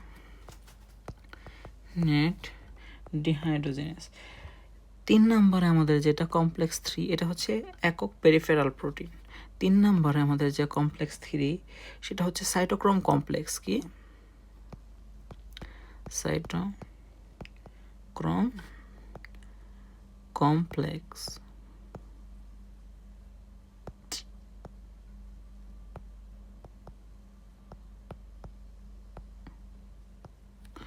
আর 4 নম্বরটা হচ্ছে আমাদের C4, এটা হচ্ছে সাইটোক্রোম অক্সিডেজ। তো এর মধ্যে এইটা শুধুমাত্র একক পেরিফেরাল প্রোটিন, আর বাকিগুলো সবগুলোই কিন্তু মাল্টি প্রোটিন। অক্সিডেজ এর মধ্যে একমাত্র আমাদের কোনটা, C2 হচ্ছে কি একক পেরিফেরাল প্রোটিন, আর বাকি যা আছে সব কি মাল্টি প্রোটিন। তো চলো আমরা জিনিসটা একটু আঁকে ফেলি। এটা সেটা আমরা কি করি, আঁকবো। তো এই যে ধরো মাইটোকন্ড্রিয়ার ইনার মেমব্রেন, তো এখানে আসলে আমি যে ফসফেট হেড টেল এগুলা দিয়ে আঁকলাম না, জাস্ট সরলভাবে আঁকলাম। এগুলো হচ্ছে কি যে ফসফোলিপিড বাইলেয়ার কি। এখানে আমাদের ফার্স্টে থাকবে হচ্ছে কি কমপ্লেক্স 1, যেটার নাম হচ্ছে NAD। এই NAD ইজ ডিহাইড্রোজেনাস, এটা কি কমপ্লেক্স 1, C1 দিয়ে শনাক্ত করলাম। এরপরে C2টা কিন্তু এই জায়গায় থাকবে না, C2 থাকবে হচ্ছে নিচে। কোথায়, C2 থাকবে হচ্ছে নিচের দিকে, এই ধরো এইখানে থাকবে হচ্ছে C2, যেহেতু এটা ছোট এই কারণে এটা জাস্ট নিচে থাকে। এরপর আমাদের 3 নাম্বার কমপ্লেক্স, এটা সাইটোক্রোম কমপ্লেক্স নামে পরিচিত। এটা হচ্ছে কি এই যে ধরো এই যে C2, এটা হচ্ছে C3 আর কি, এটা হচ্ছে সাইটোক্রোম কমপ্লেক্স। 4 নম্বরে আমাদের আছে হচ্ছে সাইটোক্রোম অক্সিডেজ, এটা হচ্ছে C4। আর আমাদের একটা রোটেটরি মোটর লাগবে, এটার কাজ আমরা পরে দেখবো, যে রোটেটরি মোটর, এটা ধরো হচ্ছে রোটেটরি মোটর প্রোটিন।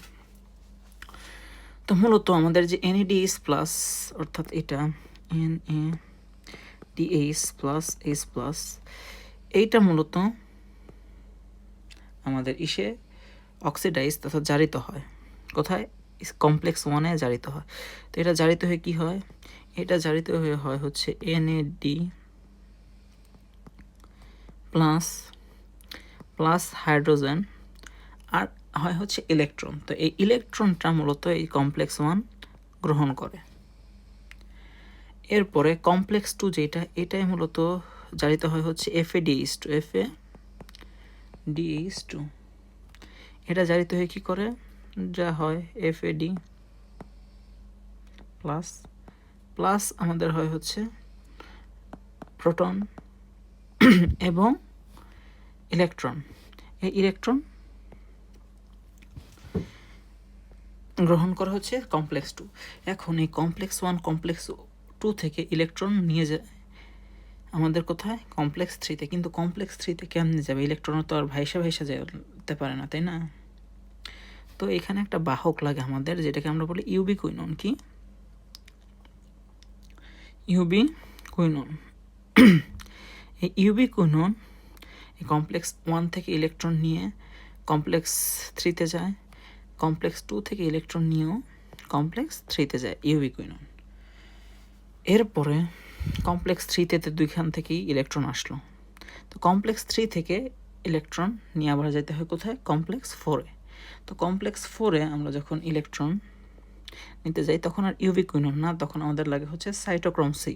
কি সাইটোক্রোম সি? এটাও একটা ইলেকট্রন বাহক। তো সাইটোক্রোম সি দিয়ে আমরা ইলেকট্রনগুলো কোথায় নিয়ে আসি? কমপ্লেক্স 4 অর্থাৎ সাইটোক্রোম অক্সিডেজে। তো সাইটোক্রোম অক্সিডেজে যখন আমরা নিয়ে আসি তখন আমাদের যে ইলেকট্রনটা, এই ইলেকট্রনটা অক্সিজেন আর যে প্রোটন, এই দুটোর সাথে একত্রিত হয়ে কি উৎপন্ন করে? পানি উৎপন্ন করে। কি উৎপন্ন করে? পানি উৎপন্ন করে। বাট আমাদের যে ইগুলো থাকে অর্থাৎ প্রোটনগুলো থাকে, এই প্রোটনগুলো NADH+ ভাঙ্গার যে নির্গত শক্তি, এই শক্তি ইউজ করে এইটা হচ্ছে গিয়ে লেয়ার, এটা মাইটোকন্ড্রিয়ার ভেতরের অংশ, আর এটা হচ্ছে দুই মেমব্রেনের মধ্যবর্তী, দুই মেমব্রেনের মধ্যবর্তী, আর এটা হচ্ছে ভেতর। তাহলে এই যে শক্তি উৎপন্ন হয় সেটা ইউজ করে আমাদের এই যে প্রোটনগুলো কিন্তু এইখানে থাকে না, প্রোটনগুলো বাইরে চলে আসে। তো দেখা যায় যে প্রায় অধিকাংশ প্রোটনই কোথায় চলে আসে? দুই মেমব্রেনের মধ্যবর্তী স্থানে। কোথায়? দুই মেমব্রেনের মধ্যবর্তী স্থানে। তো দুই মেমব্রেনের মধ্যবর্তী স্থানে যখন চলে আসে, এখানে থাকে কিছু, বাট এখানে থাকে অল্প পরিমাণে, ধরো 2-4টা থাকে, আর অধিকাংশ। তো দেখো এখানে আমাদের কি যে ধনাত্মক চার্জ বা প্রোটনের একটা তৈরি হয়েছে, বৈষম্য তৈরি হয়েছে। এই যে প্রোটনের বৈষম্য তৈরি হয়, এই প্রোটনের বৈষম্যের ফলে একটা নতুন শক্তির আবির্ভাব হয়, যেটাকে বলা হয় হচ্ছে প্রোটন মোটিভ ফোর্স। কি মোটিভ ফোর্স? তো এই প্রোটন মোটিভ ফোর্স একটা, এর ফলে দেখা যায় যে এই যে মোটর প্রোটিন, এই মোটর প্রোটিন ঘুরতে থাকে, এবং এই যে H+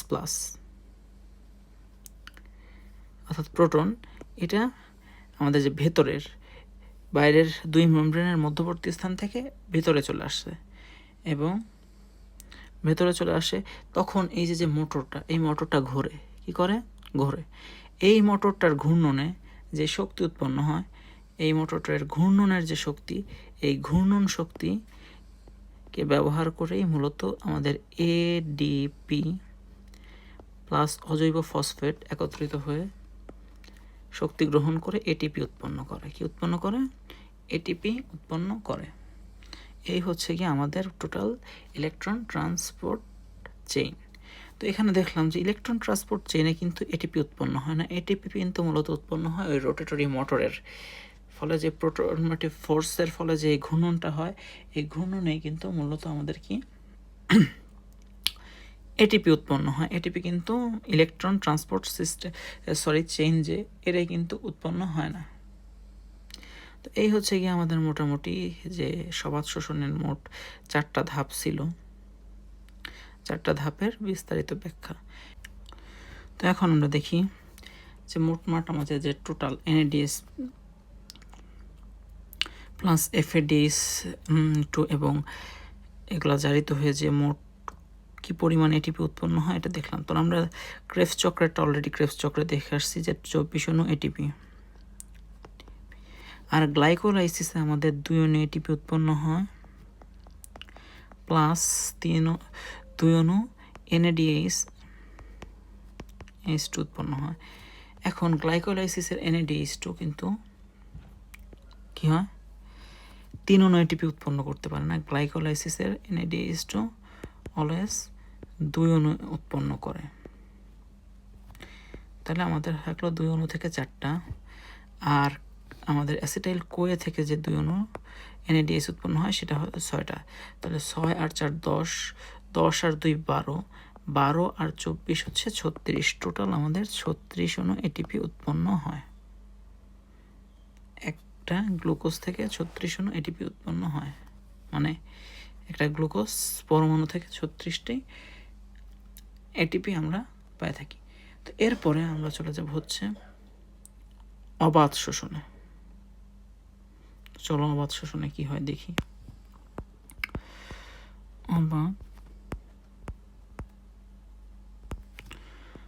অবাধ শোষণ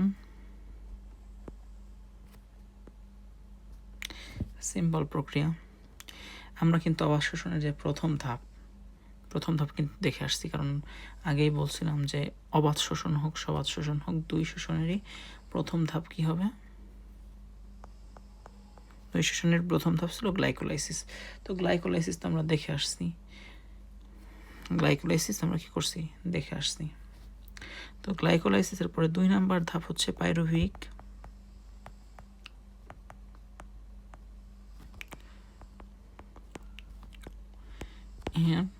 অসম্পূর্ণ জারণ।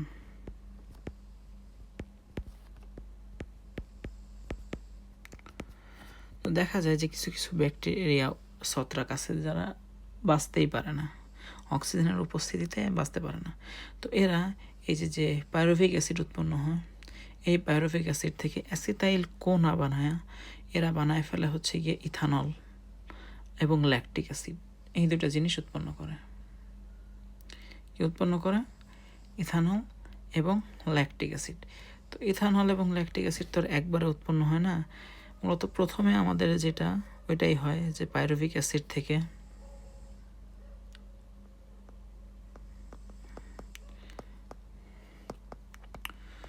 ভিক acid first step, pyruvic acid থেকে প্রথমে একই কী বের হয়ে যায়, carbon dioxide. Carbon dioxide pyruvic acid আমরা শুনছিলাম 3 কার্বনের, তো 1 অণু বের হয়ে গেলে থাকে 2 কার্বন। তো পাইরুভিক অ্যাসিডের 1 অণু বের হয়ে গেলে এখানে আমরা ব্যবহার করি হচ্ছে, মানে আমরা না, এই ব্যবহার করা হচ্ছে কার্বক্সিলেজ, কার্বন বের করে দেওয়ার জন্য কার্বক্সিলেজ। তো কার্বক্সিলেজ ব্যবহার করলে আমাদের উৎপন্ন হয় হচ্ছে অ্যাসিটালডিহাইড।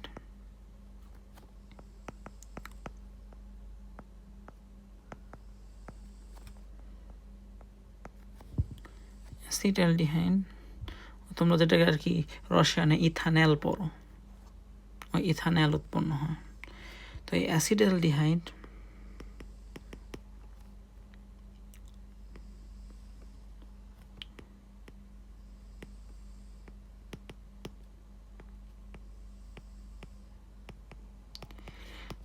আমরা দেখছিলাম কি 2 অণু এটিপির পাশাপাশি কিন্তু 2 অণু NADH প্লাস H+ উৎপন্ন হয়। তো এই যে NADH প্লাসের শক্তি, এই শক্তিটা এই অ্যাসিটালডিহাইড ব্যবহার করে কি করে, বিজারণ ঘটায়। কি ঘটায়? বিজারণ ঘটায়। তো বিজারণ যখন ঘটায় অ্যালডিহাইডকে বিজারিত করলে কি হয়, অ্যালকোহল হয়। তাহলে অ্যাসিটালডিহাইড থেকে বিজারিত করে কি হবে, ইথানল। এটা মুছে গেছে।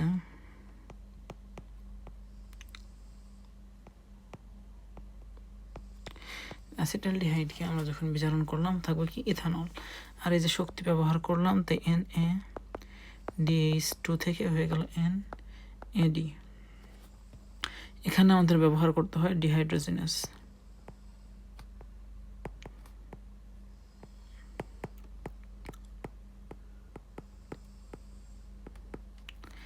এই হচ্ছে গিয়ে আমাদের অ্যালকোহল থেকে মূলত অবাধ শোষণের যে উৎপাদ। তো এখানে আমরা দেখতেছি কি, যে আমাদের যে NADH2 উৎপন্ন হয়েছিল সেটাও কিন্তু আমরা কি নষ্ট করে ফেললাম, সেটা কি আমরা নষ্ট করে ফেলছি। তাহলে আমাদের মাত্র কি থাকলো, যে তার কোনো শক্তি উৎপন্ন হয় নাই, তা আমাদের খাদ্যে শুধু থাকলো 2 অণু ATP। কারণ আমাদের যে NADH2 উৎপন্ন হয়েছিল আমরা কিন্তু পাকনামি করতে যাই, সেটাও নষ্ট করে ফেলছি। কি করছি, সেটাও নষ্ট করে ফেলছি। তো আমাদের খালি 2 অণু ATP উৎপন্ন হবে। এটাই হচ্ছে কি আমাদের কি অবাধ শোষণের মোট শক্তি।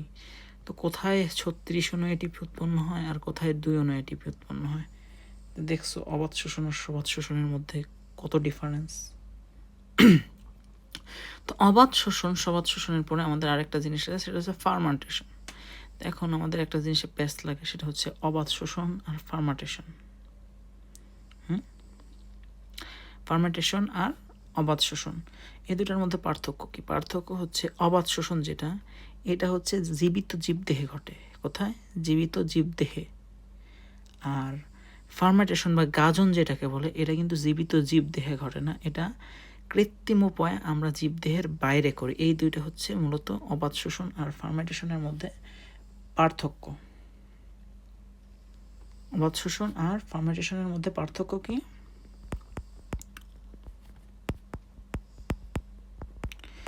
এর মধ্যে পার্থক্য হচ্ছে যে অবাধ শোষণটা আমাদের জীবদেহে ঘটে, আর ফার্মেন্টেশন যেটা, এটা আমরা জীবদেহের বাইরে ঘটাই। That's it. বিক্রিয়া কিন্তু একই রকম হয়। তো এই কারণে আর ফার্মেন্টেশনের বিক্রিয়া আমি লিখলাম না, তোমাদের বইতেও মেবি লেখা নাই। এরপরে আমাদের যে জিনিসটা আছে সেটা হচ্ছে কিছু ইম্পর্টেন্ট জিনিস আছে। এতক্ষণ যা পড়লাম এগুলো হচ্ছে কি আমাদের কি, এর মধ্যে বোধহয় ক্রেবস চক্রে তোমাদের যে জিনিসটুকু দেখাইছি ওটাই তোমাদের সৃজনশীল আসার মতো। আর বাকি যা আছে এগুলো সৃজনশীলে না, ওই কতে বা খতে দিয়ে দিতে পারে এরকম প্রশ্ন। হয় ক্রেবস চক্র দিবে, আর না হয় তোমাদের পাইরুভিক অ্যাসিড, গ্লুকোজ থেকে পাইরুভিক অ্যাসিড অর্থাৎ গ্লাইকোলাইসিসের যে ধাপ, এই দুটার যে কোনো একটা এগুলা আসতে পারে সৃজনশীলে। তবে এর পাশাপাশি আমাদের আর কিছু আছে যেগুলো সৃজনশীলের ঘ নাম্বারে অনেক ইম্পর্টেন্ট। তার মধ্যে আমাদের আছে হচ্ছে গিয়ে 1 নাম্বারে, এখন এগুলো আসলে ভাই বোঝানোর কিছু নাই, অবাধ শোষণ এর গুরুত্ব।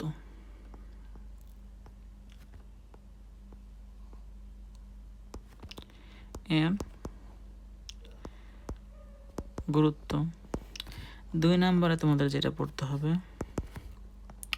সবাধ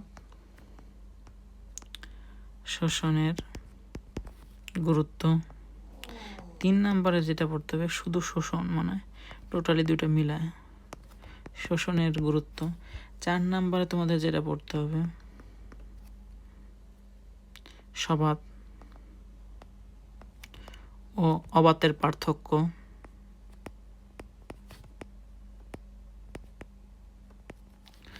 5 নাম্বারে তোমাদের যেটা পড়তে হবে, এই তো মোটামুটি, আর তো তেমন কিছু দেখি না আমি। সালোক সংশ্লেষণের যেমন প্রভাবকগুলো পড়তে হয়েছিল আমাদের, এই যে ইসের প্রভাবকগুলো, হ্যাঁ শোষণের প্রভাবক,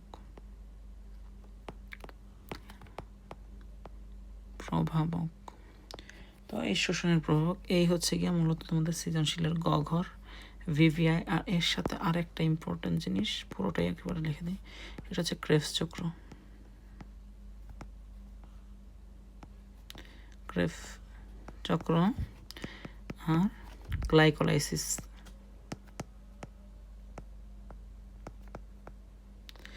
তো মোটামুটি তোমাদের গ নাম্বারের যে প্রশ্ন, ঘ নাম্বারের যে প্রশ্নগুলো আসে এগুলো মোস্ট অর লেস এটাই আসবে, এর বাইরে থেকে আসলে কোনো প্রশ্ন আসে না। তো লাস্ট আর একটা জিনিস তোমাদের আছে, যেহেতু দেখাই দিই, সেটা হচ্ছে শাসনিক হার। জীবনেও আসবে না।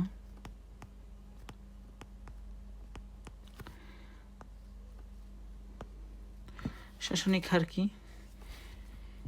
ধরো একটা খাদ্যদ্রব্য, তুমি কিছু একটা খাইছো, XYZ কিছু একটা খাইছো, তো এটা কতটুকু অক্সিজেন গ্রহণ করে, এটার জন্য আমাদের একটা নির্দিষ্ট অ্যামাউন্টের অক্সিজেন গ্রহণ করতে হয়, এবং এইটা জারিত হওয়ার ফলে একটা নির্দিষ্ট কি কার্বন ডাইঅক্সাইড আমাদের দেহে কী হয়, উৎপন্ন হয়। এই যে গৃহীত অক্সিজেন আর কার্বন ডাইঅক্সাইড, অর্থাৎ কার্বন ডাইঅক্সাইড এবং অক্সিজেনের যে অনুপাত যে কোনো একটা খাবারের, এই অনুপাতটাকে বলা হয় হচ্ছে রাসায়নিক হার। তো গ্লুকোজের ক্ষেত্রে গ্লুকোজের যে বিক্রিয়াটা আমরা দেখি, C6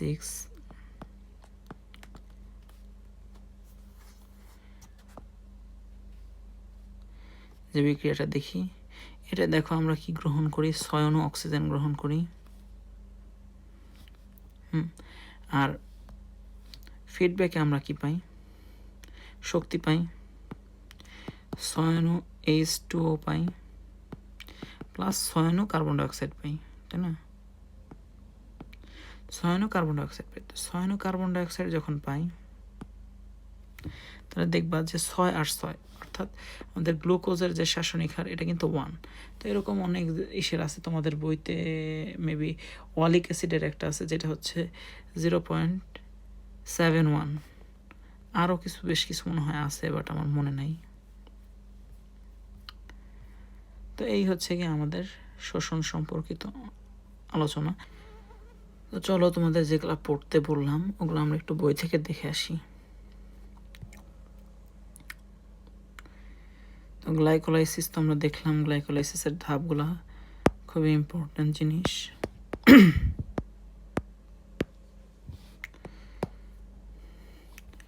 এটা কিন্তু 5 স্টার রেটিংয়ের জিনিসপত্র। এরপরে এখানে তেমন কিছু লাগবে না। অ্যালোস্টেরিক এনজাইমটা যে ফসফোফ্রুক্টোকাইনেজ, এটা কিন্তু বলছি আমি। গ্লুকোনিওজেনেসিস তোমরা প্রাণীবিদ্যায় যখন 3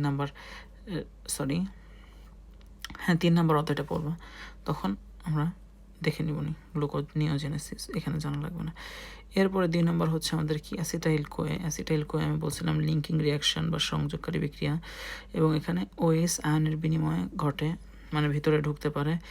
আর এই যে বিক্রিয়াটা, এখন 3 নম্বরে আমরা সাইট্রিক অ্যাসিড চক্র, ক্রেবস চক্র এটা দেখছি, এবং এটা কিন্তু ভেরি ভেরি ইম্পর্টেন্ট। এবং এই যে জিনিসটা ক্রেবস চক্র দেখাও, এই জিনিসটা কিন্তু আসে। তো চক্রটা কীভাবে মুখস্থ করতে হয় ফুললি আমি কিন্তু তোমাদেরকে দেখাইছি। এরপরে আমাদের যে জিনিসটা আছে সেটা হচ্ছে ইটিসি। আমি দেখাইলাম যে ইটিসি ড্রয়িং করে দেখাইলাম যে মূলত ইটিসিতে কিন্তু আসলে এটিপি উৎপন্ন হয় না, এটিপি উৎপন্ন হয় রোটেটরি যে মোটরটা, এই মোটর ঘোরার ফলে। তো আমাদের যে জিনিসগুলো তোমাদেরকে পড়তে বলছি সেটা হচ্ছে এই যে দেখো পার্থক্য, ফসফোরাইলেশন, অক্সিডেটিভ ফসফোরাইলেশনের মধ্যে পার্থক্য।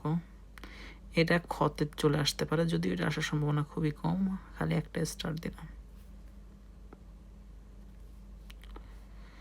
এরপরে এগুলা তেমন কিছু না। এই যে অবাধ শোষণ, ফার্মেন্টেশনের মধ্যে পার্থক্য, এটা কিন্তু 7 স্টার টপিক। দেন আমাদের এই যে এখানে অবাধ শোষণের গুরুত্ব, এটা 5 স্টার টপিক। ওই দেখা গেল বলে দিল লাস্টে লেজে লাগাই দিয়েছে কি, অমুক ড্রামের ভিতরে ইথানল উৎপন্ন করলো, পরে দিয়ে দিতে পারে এর গুরুত্ব, অমুক যে প্রক্রিয়ায় কাজটা করলো এর গুরুত্ব কি বিশ্লেষণ করো। তো তখন এগুলো তোমাদেরকে লিখতে হবে। এরপরে আমাদের অবাধ শোষণ, ফার্মেন্টেশনের মধ্যে পার্থক্য। দেন আমাদের আরও ইম্পর্টেন্ট যে জিনিসটা সেটা হচ্ছে শোষণিক প্রক্রিয়ার প্রভাবক সমূহ, এটাও 5 স্টার। তো এখানে দেখো আমাদের একটু দেখার জিনিস আছে, সেটা হচ্ছে তাপমাত্রার একটা প্রভাব আছে। অক্সিজেনের প্রভাবে শোষণের কোনো হয় না, মানে অক্সিজেনের কোনো প্রভাব নাই। সবাদ শোষণে অক্সিজেন লাগে, অবাধ শোষণে লাগে না। এরপরে পানি, বিক্রিয়ার জন্য পানি প্রয়োজন হয়, দ্রাবক রূপে সব বিক্রিয়ায় প্রায় পানি লাগে। আলো উদ্ভিদে যেহেতু আলোর উপস্থিতিতে পত্ররন্ধ্র খুলে যায়, তো আলোর ফলে কি বেড়ে যায়, শ্বসন বেড়ে যায়। কার্বন ডাইঅক্সাইডের ঘনত্ব বাড়লে শ্বসন একটু কমে যাওয়ার কারণ কার্বন ডাইঅক্সাইড উৎপন্ন হয়, এর ফলে শোষণের যে ওই এরিয়ায় কার্বন ডাইঅক্সাইড ত্যাগ করতে, তোমরা যে ব্যাপনের যে কনসেপ্টটা আছে, যে ত্যাগ করা কঠিন হয়ে পড়ে, এই কারণে শোষণ হার কমে যায়। তো এই মোটামুটি, আর অভ্যন্তরীণ প্রভাবকে তেমন কিছুই নাই। শোষণের যে গুরুত্বটা, এটাও কিন্তু 7 স্টার। এই তো মোটামুটি অবাধ সবাধ শোষণের পার্থক্য, সালোক সংশ্লেষণ শোষণের মধ্যে পার্থক্য, এগুলো সবই 7 স্টার।